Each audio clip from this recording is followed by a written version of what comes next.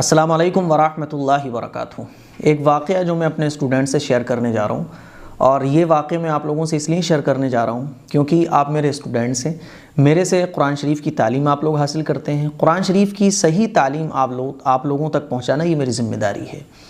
ہمارے معاشرے میں قرآن شریف کے بارے میں طرح طرح کی باتیں، غلط باتیں پھیلی ہوئی ہیں اور ہم لوگ ان کو صحیح سمجھتے ہیں۔ اسی طرح کا ایک واقعہ آج میرے ساتھ ہوا جو میں آپ لوگوں سے شیئر کرنے جا رہا ہوں۔ میرے ایک اسٹوڈنٹ ہیں، تو ان کی وائف کی طبیعت تھوڑی خراب رہتی ہے اور دوا کرانے کے بعد بھی طبیعت ٹھیک نہیں ہو پاتی، تو مجھ سے کہنے لگے کہ میں ان کے گھر ہی بیٹھا ہوا تھا، تو مجھ سے کہنے لگے کہ مفتی صاحب وہ ہماری وائف کی طبیعت بہت خراب رہتی ہے تو کچھ بتا دیں۔ تو میں نے ان سے کہا کہ اپنی وائف کو آپ کہیں کہ وہ سورہ بقرہ کی روزانہ تلاوت کیا کریں۔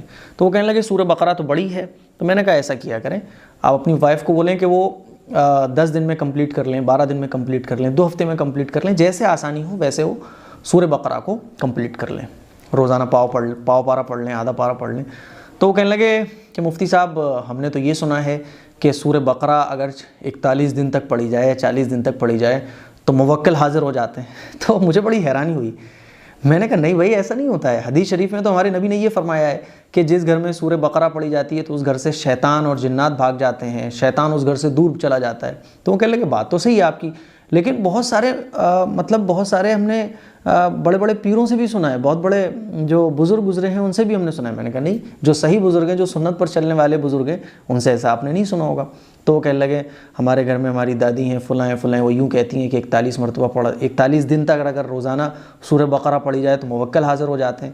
تو ہمارے معاشرے میں یہ بات پھیلی ہوئی ہے کہ اگر 41 دن تک سورہ بقرہ پڑھی جائے تو صاحب یہ ہو جاتا ہے، وہ ہو جاتا ہے، حالانکہ ایسا کچھ بھی نہیں ہے۔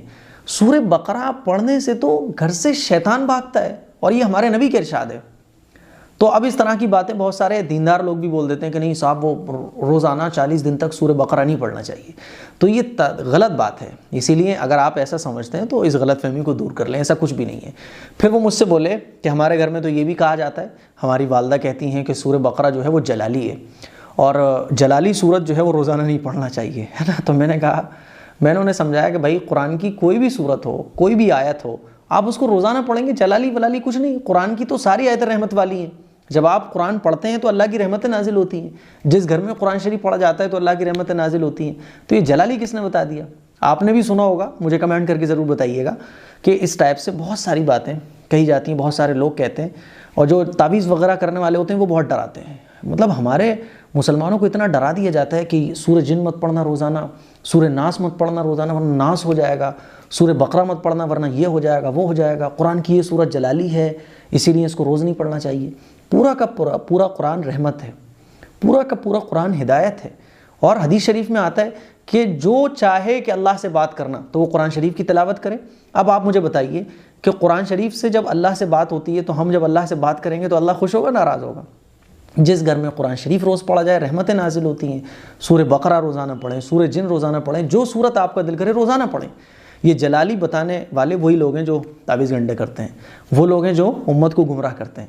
اسی لیے میری آپ سبھی حضرات سے درخواست ہے، واقعہ میرا سنانے کا جو مقصد ہے وہ یہ ہے کہ اس ٹائپ سے جو باتیں بنی ہوئی ہیں ہمارے معاشرے میں کہ سورہ بقرہ روز نہیں پڑھنا چاہیے، یہ والی سورت جلالی ہے اور اس سورت کو روزانہ نہیں پڑھنا چاہیے، موکل حاضر ہو جائیں گے، جنات حاضر ہو جائے گا، وہ آپ کو کھا جائے گا، وہ دیکھ جائے گا، اس طرح کی جو باتیں ہیں وہ غلط ہیں۔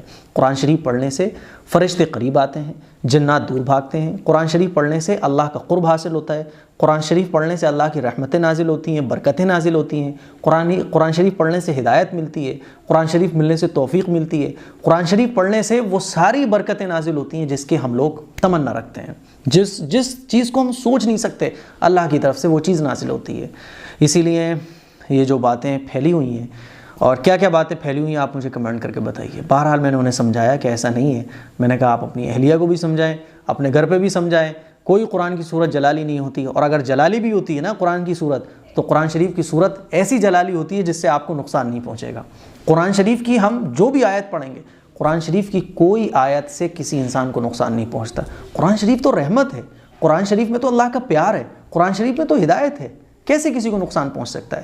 تو اس طرح کی جو غلط باتیں پھیلی ہوئی ہیں ان سے بچیے، اور قرآن شریف کی صحیح تعلیمات لوگوں تک پہنچائیے۔ صحیح تعلیمات قرآن شریف کی لوگوں تک پہنچانا یہ ہم سب کی ریسپانسبلٹی ہے، ہم سب کی ذمہ داری ہے۔ اس کلپ کو شیئر بھی کریں۔ السلام علیکم ورحمۃ اللہ وبرکاتہ۔